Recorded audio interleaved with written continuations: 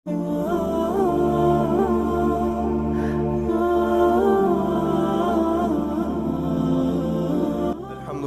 رب العالمين والعاقبة للمتقين والصلاة والسلام على سيد الأنبياء والمرسلين وعلى آله وصحبه أجمعين أما بعد فأعوذ بالله من الشيطان الرجيم بسم الله الرحمن الرحيم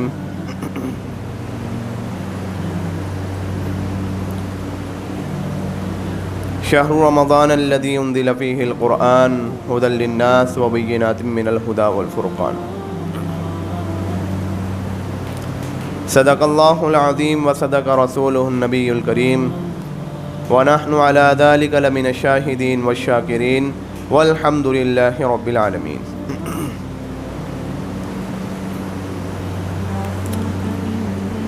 برادران محترم و برادران عزیز، اللہ تبارک و تعالی نے تمام انسانوں کو اپنی بندگی کے لیے پیدا کیا، اپنی بندگی کے لیے دنیا میں بھیجا ہے.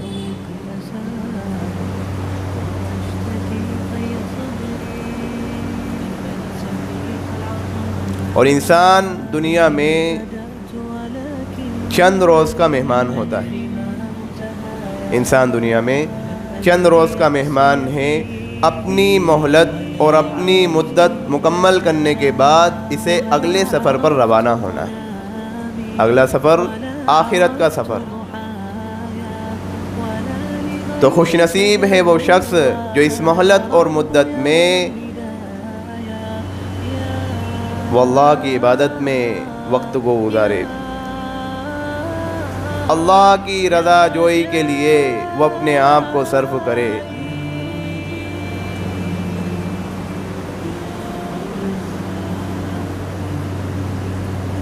اپنی مہلت اور مدت کو مکمل کرنے سے پہلے وہ اللہ کو راضی کر لے. سنت نبی صلی اللہ علیہ وسلم، اس کا ہر کام سنت نبی صلی اللہ علیہ وسلم کے مطابق ہو، ہر عمل شریعت مطہرہ کے مطابق ہو. ایسا انسان دنیا میں بھی کامیاب ہے اور آخرت میں بھی کامیاب ہے. فقد فاز فوزا عظیما، یہ اس پر صادق آتا ہے. اور میرے بھائیوں، یہ رمضان المبارک کا مہینہ یہ اللہ کا خزینہ ہے، اللہ کا خزینہ ہے. اس مہینے میں آپ دیکھیں گے، اس مہینے میں اللہ تبارک و تعالی نے تمام تر آسمانی کتابوں کو نازل کیا. جو صحیف حضرت ابراہیم علیہ السلام پر نازل ہوئے رمضان المبارک کے مہینے میں نازل ہوئے. تورات، انجیل، زبور جیسی آسمانی کتابیں یہ رمضان المبارک کے مقدس مہینے میں نازل ہوئی. اور قرآن جیسی عظیم الشان کتاب جو لوگوں کے لیے ہدایت ہے، اللہ تبارک و تعالی نے اس قرآن کو بھی رمضان المبارک میں نازل کیا. اتنا بڑا قرآن، 6666 آیتیں، یہ رمضان المبارک میں کیسے نازل ہو گئی؟ میرے بھائیوں، اس سلسلے میں اللہ تبارک و تعالیٰ نے سورہ قدر میں واضح طور پر ارشاد فرما دیا کہ ہم نے قرآن کو لوح محفوظ سے آسمان دنیا میں لیلۃ القدر میں یک بار کی نازل کیا ہے. ایک بار میں اللہ تبارک و تعالیٰ نے لوح محفوظ میں قرآن تھا، لوح محفوظ سے آسمان دنیا میں اللہ تبارک و تعالیٰ نے نازل کیا. اور آسمان دنیا سے حضور صلی اللہ علیہ وسلم کی 23 سالہ زندگی میں اپنے موقع پر تھوڑا تھوڑا یہ قرآن کریم 23 سال کی زندگی میں نازل ہوتا رہا. رمضان مبارک کو کتنی اہمیت اور خصوصیت حاصل ہے کہ قرآن جیسی عظیم الشان کتاب اللہ تبارک و تعالیٰ نے رمضان میں نازل کی. اللہ نے قرآن میں فرمایا بھی، شہر رمضان الذی انزل فیہ القرآن. اللہ نے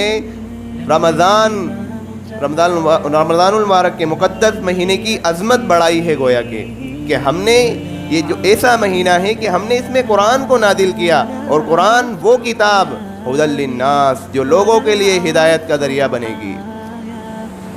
مسلمانوں کے لیے تو ہدایت کا ذریعہ ہے ہی، لیکن یہ بعید نہیں کہ غیروں کے لیے بھی ہدایت کا ذریعہ بنے.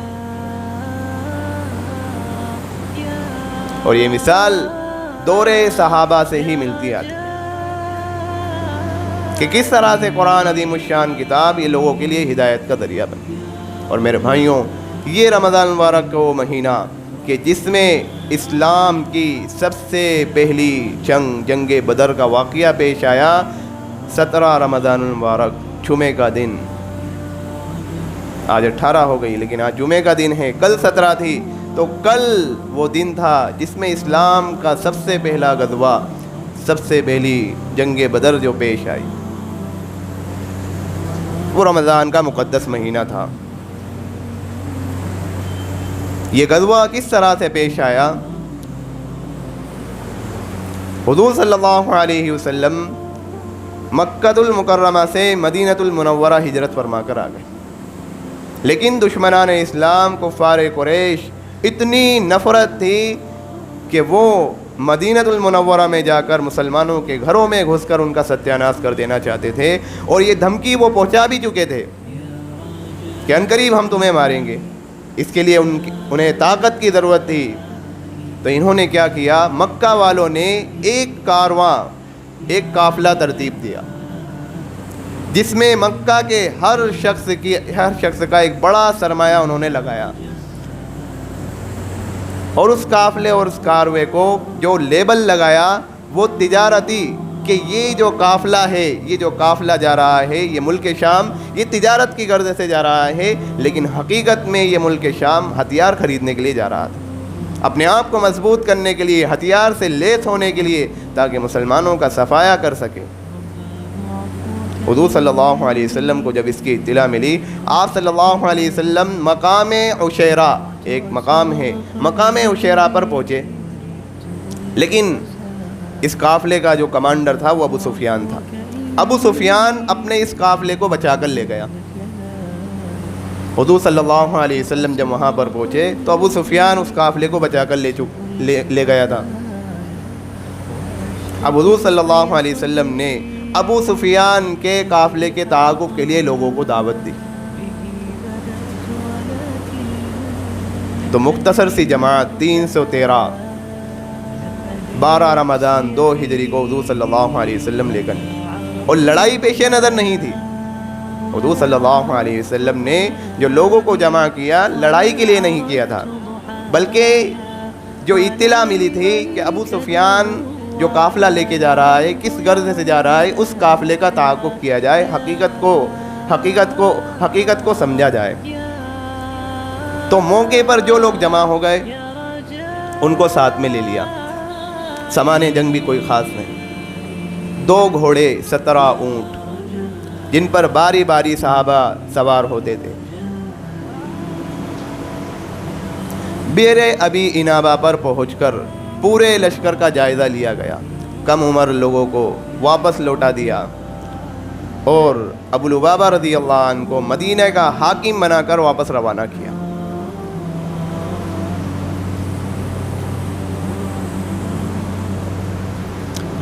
اور حضور صلی اللہ علیہ وسلم نے 2 صحابی کو آگے پھر تعاقب کے لیے روانہ کیا کہ ابو سفیان کے قافلے کا جائزہ لو، وہ کہاں تک پہنچا ہے۔ تو مقام صفرا مقام تک 2 قاصد گئے۔ جب حضور صلی اللہ علیہ وسلم اس مقام پر پہنچے تو یہ قافلہ، دونوں قاصدوں نے خبر دی کہ ابو سفیان کا جو قافلہ ہے وہ بچ کر یہاں سے بھی نکل گیا۔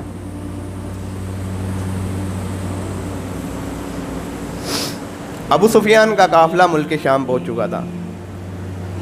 ملک شام میں جو غرض تھی اس کو پورا کیا۔ اب ابو سفیان بڑا چوکنا آدمی تھا، بڑا تیز تراٹ آدمی تھا، وہ سمجھ چکا تھا کہ آنے میں میرا تعاقب کیا گیا ہے، جانے میں پھر تعاقب کیا جائے گا، پھر پیچھا کیا جائے گا۔ تو اس نے ایک شخص زمزم غفاری کو اس نے متعین کیا اور مکہ روانہ کیا کہ جلدی مکہ جاؤ، اور یہ پیغام پہنچا دیا کہ تمہارا قافلہ خطرے میں ہے، اپنے قافلے کی خبر لو، اس کی خبر گیری کرو، جلدی کرو۔ اس خبر کا پہنچنا تھا، پورے مکہ میں ہلچل سی مچ گئی، کیوں نہ مچی؟ کیونکہ ہر شخص کی پوری جمع پونجی اس قافلے پر، اس کارواں پر لگی ہوئی تھی۔ اس خبر کا پہنچنا تھا، پورا مکہ جوش میں آ گیا. 1000 لوگوں کے ساتھ مع ساز و سامان کے وہ اٹھ کھڑا ہوا.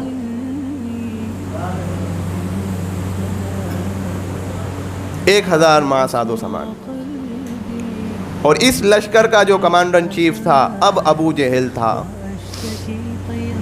ابو جہل نے اس لشکر کو سنبھالا. پورے ساز و سامان، عیش و عشرت اور گانے بجانے والی عورتیں اور طبلوں کے ساتھ اکڑتا ہوا اتراتا ہوا وہ روانہ ہوا. لیکن ابو سفیان کا جو قافلہ تھا، ابو سفیان نے اپنی فہم و فراست سے ساحل کے راستے سے، یعنی سمندر کے راستے سے کسی طرح سے اس قافلے کو بچا لیا. اور پھر اس نے خبر بھیجی کہ اے مکہ والو، جو تم نکل رہے تھے مکہ سے، تم جس غرض کی وجہ سے تم نکل رہے تھے وہ یہ تھی کہ تم اپنے قافلے والوں کی، اپنے لوگوں کی، اپنے اموال کی حفاظت کرو. سب بچ چکے ہیں، اس لیے تم واپس الٹے پاؤں لوٹ جاؤ. اب تمہیں یہاں آنے کی ضرورت نہیں ہے، تم واپس مکہ چلے جاؤ. تو ابو جہل نے کہا کہ جب تک ہم بدر میں پہنچ کر 3 دن تک کھا پی کر مزے نہیں اڑا لیں گے تب تک واپس نہیں جائیں گے. حضور صلی اللہ علیہ وسلم کو اس کی اطلاع ملی کہ مکہ سے لشکر جرار بڑھتا آ رہا ہے. اب حضور صلی اللہ علیہ وسلم نے مہاجرین اور انصار کو جمع کیا، کہا اے لوگوں مجھے مشورہ دو. ابو بکر صدیق رضی اللہ عنہ کھڑے ہوئے، فدایانہ تقریر کی.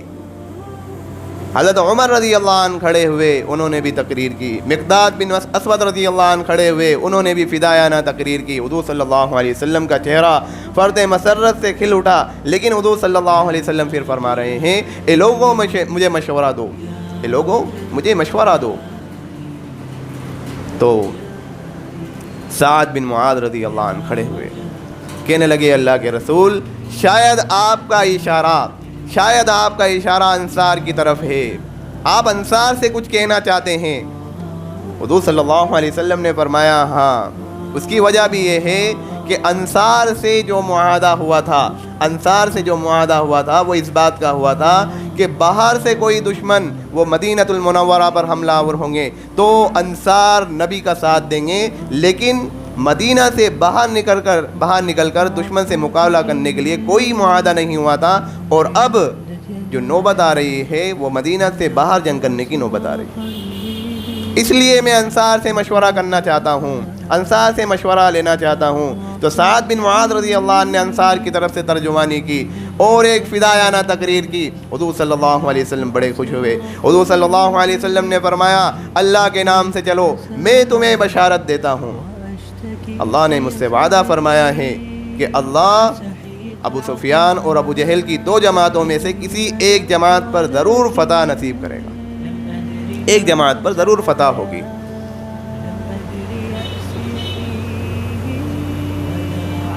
اور اللہ نے مجھے کفار قریش کے پچھڑنے کی جگہیں بھی بتلا دی ہے کہ فلاں شخص فلاں جگہ مارا جائے گا، فلاں شخص فلاں جگہ مارا جائے گا.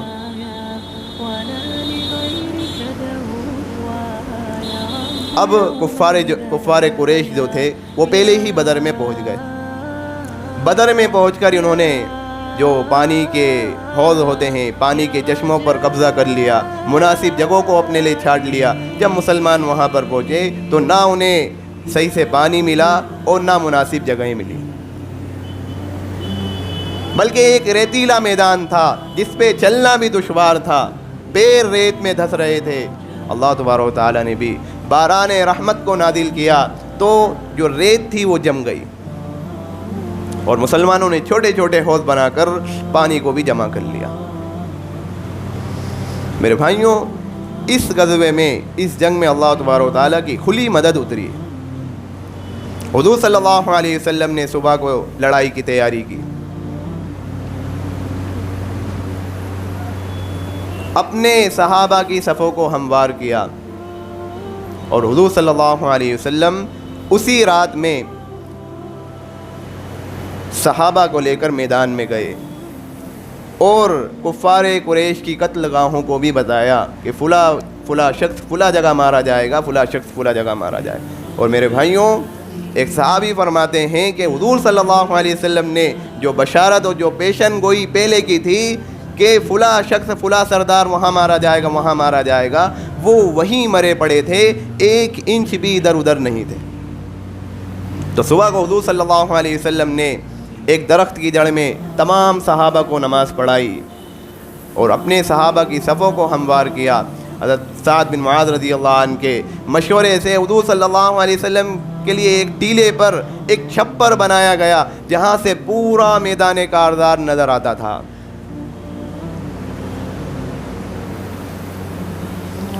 کفار نے بھی اپنی صفوں کو درست کیا۔ اب دشمن کی طرف سے ان نے کہا کہ بھائی عمیر نامی شخص کو منتخب کیا، متعین کیا کہ جاؤ جلا مسلمانوں کی جماعت کا جائزہ لو، اندازہ کرو کہ کیا حال ہے ان کا۔ وہ گھوڑے پر سوار ہوتا ہوا پورا چکر لگا کر وہ واپس آیا، کہا کہ مسلمانوں کے ساتھ کوئی خاص مدد نہیں ہے، لیکن میں دیکھتا ہوں کہ مدینہ کے اونٹ موت احمر کو اپنے اوپر لادے ہوئے ہیں۔ یعنی یہ ایک محاورہ ہوا کرتا تھا، یعنی وہ اپنے اوپر قتل کو لاد کے آئے ہیں۔ خدا کی قسم میں دیکھتا ہوں کہ ان میں سے ہر شخص جب تک کہ اپنے مقابل کو مار نہیں گرائے گا تب تک کہ وہ میدان سے پیچھے نہیں ہٹیں گے۔ اس لیے لوگوں، کوئی مشورہ قائم کر لو، اگر ہم مر گئے، ہمارے لوگ مر گئے تو زندگی کا لطف کیا؟ اس لیے کوئی مشورہ قائم کرو۔ تو حکیمی نظام نے کہا کہ بھائی عمیر نے بالکل سچ کہا ہے۔ وہ عتبہ کے پاس گئے۔ عتبہ کفار قریش کا سردار تھا، ابو ولید کہلاتا تھا۔ تو اس سے کہا کہ ابو الولید، اے قریش سردار، کیا تم نہیں چاہتے کہ تمہارا ذکر خیر ہمیشہ ہوتا رہے؟ اس نے کہا کیا بات ہو گئی؟ کہا اپنے لشکر کو واپس لوٹا لے چلو۔ اب یہ ابو جہل کے پاس گئے۔ ابو جہل سے جب یہ بات کہی تو غصے سے بڑا گھٹا، کہنے لگا عتبہ، تو اس لیے لڑائی سے جان چھڑا رہا ہے کہ تیرا بیٹا حذیفہ مسلمانوں کے ساتھ ہے؟ اور پھر عمرو بن حضرمی کے ایک بھائی، عمرو بن حضرمی کا خون مکہ کے لیے ایک بہت نہایت افسوسناک خون تھا۔ تو عمرو بن حضرمی کے بھائی عامر بن حضرمی کو کہا کہ تیرا حلیف عتبہ یہ لوگوں کو، پورے لشکر کو لوٹا کر لے جانا چاہتا ہے۔ تو اس نے ایک نعرہ بلند کرنا شروع کیا، ہائے عمرو، ہائے عمرو، ہائے عمرو۔ تو پورا جو لشکر تھا اس میں ایک جوش پیدا ہو گیا، سارے کے سارے تیار ہو گئے۔ ابو جہل کی طعن آمیزی گفتگو سے اس کا اثر یہ ہوا کہ عتبہ جو تھا وہ لڑائی کے لیے تیار ہوا، ہتھیار سے ایسا لیس ہوا، اپنے بھائی شیبہ کو، اپنے بیٹے ولید کو لے کر وہ جنگ میں اترا۔ تینوں باپ، بیٹے اور بھائی تینوں جنگ میں اترے اور للکار کر اپنے مقابل کو تلاش کیا کہ بھیجو ہمارے مقابلے کے لیے۔ 3 انصار مقابلے کے لیے آئے۔ تو عتبہ نے لڑائی سے انکار کر دیا کہ ہمیں ان سے نہیں لڑنا، اے محمد صلی اللہ علیہ وسلم، تم ہماری قوم میں سے ہمارے جوڑ کے ہم سے لڑنے کے لیے بھیجو۔ یہ کیا بھیج رہے ہو انصار کو؟ قریش میں سے بھیجو۔ تو پھر آپ صلی اللہ علیہ وسلم نے ان کو واپس بلایا اور 3 لوگ، حضرت علی رضی اللہ عنہ، حضرت حمزہ رضی اللہ عنہ، عبیدہ بن جراح رضی اللہ عنہ، یہ تینوں کو مقابلے کے لیے میدان میں اتارا۔ عبیدہ رضی اللہ عنہ کے مقابلے میں عتبہ آیا، حضرت علی رضی اللہ عنہ کے مقابلے میں ولید آیا اور حضرت حمزہ رضی اللہ عنہ کے مقابلے میں شیبہ آئے۔ اب حضرت علی رضی اللہ عنہ اور حضرت حمزہ رضی اللہ عنہ نے اپنے مقابل کو ایک بار میں کام تمام کر دیا۔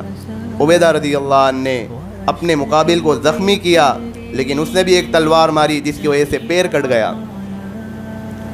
حضرت علی اور حضرت حمزہ رضی اللہ عنہ یہ اپنے مقابل سے فارغ ہو کر حضرت عبیدہ کی امداد کے لیے آئے اور عتبہ کا کام تمام کیا، اور پھر حضرت عبیدہ کو اٹھا کر حضور صلی اللہ علیہ وسلم کی خدمت میں لے گئے۔ عتبہ، شیبہ اور ولید کا قتل اس نے پورے میدان کارزار کو گرم کر دیا۔ حضور صلی اللہ علیہ وسلم چھپر سے باہر آئے، حضور صلی اللہ علیہ وسلم نے اپنے صحابہ کی صفوں کو ہموار کیا، پھر چھپر میں گئے، پھر دعا کرنے لگے، کہا اے اللہ میں آج تجھے تیرا عہد اور وعدہ یاد دلاتا ہوں، مسلمانوں کی مدد فرما، مسلمانوں کی نصرت فرما۔ اگر یہ مختصر سی جماعت آج ہلاک ہو گئی تو زمین میں تیرا پرستش کرنے والا کوئی نہیں بچے گا۔ اے اللہ ان کی مدد فرما، نصرت فرما۔ حضور صلی اللہ علیہ وسلم کے گڑ گڑانے کا یہ عالم کہ ایسا سائلانہ اور فقیرانہ انداز کہ حضور صلی اللہ علیہ وسلم کی چادر بار بار گر رہی ہے۔ حضرت ابو بکر صدیق رضی اللہ عنہ چادر کو اٹھا رہے ہیں۔ حضرت ابو بکر صدیق رضی اللہ عنہ نے آپ صلی اللہ علیہ وسلم کا ہاتھ پکڑ کر اٹھایا، کہا بس کریے اللہ کے رسول، بہت الہا وزاری ہو گئی۔ پورے میدان میں گھمسان کی لڑائی شروع ہوئی، اور میرے بھائیوں اللہ تبارک و تعالیٰ نے فرشتوں کی جماعت کو بھی نازل کیا۔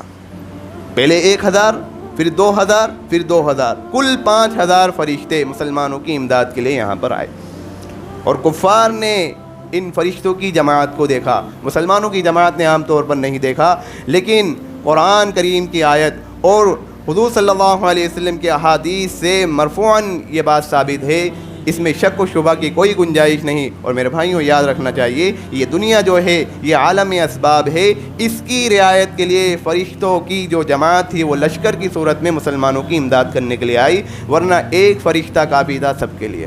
حضور صلی اللہ علیہ وسلم کی عادت شریفہ ہوتی ہے، ابھی سورج غروب نہیں ہوا تھا، میدان کاردار کا بھی فیصلہ ہو گیا، 70 کفار قریش مارے گئے اور 70 ہی پکڑے گئے۔ حضور صلی اللہ علیہ وسلم بدر میں 3 دن رکے۔ حضور صلی اللہ علیہ وسلم نے وہاں پر جو ان کی سرداران قریش کے جو بڑے بڑے لوگ تھے ان کی لاشوں کو ایک نہایت خبیث کنویں میں ڈلوا دیا، اور حضور صلی اللہ علیہ وسلم اپنے گھوڑے پر اپنی سواری پر سوار ہوئے، چلتے رہے۔ صحابہ بھی آپ کے ساتھ چل رہے ہیں۔ صحابہ فرما رہے ہیں کہ ہو سکتا ہے حضور صلی اللہ علیہ وسلم کسی ضرورت کی وجہ سے جا رہے ہوں۔ حضور صلی اللہ علیہ وسلم اس خبیث کنویں پر جا کر کھڑے ہوئے۔ حضور صلی اللہ علیہ وسلم نے فرمایا کیا اچھا ہوتا، کیا تمہیں اچھا نہیں معلوم ہو رہا کہ تم اللہ اور اس کے رسول کی اطاعت کرتے؟ اللہ نے ہم سے جو وعدہ فرمایا اس کو سچ کر دکھایا، کیا تمہارے رب نے تمہارے وعدے کو سچ کر دکھایا؟ حضرت عمر رضی اللہ عنہ کہنے لگے کہ اللہ کے رسول آپ بے جان لاشوں سے بات کر رہے ہیں۔ حضور صلی اللہ علیہ وسلم نے فرمایا کہ تم میری باتوں کو اتنی غور سے نہیں سنتے جتنی یہ سن رہے ہیں، لیکن یہ جواب نہیں دے سکتے۔ میرے بھائیوں یہ جو واقعہ تھا 17 رمضان المبارک جمعے کے دن یہ واقعہ پورا پیش آیا۔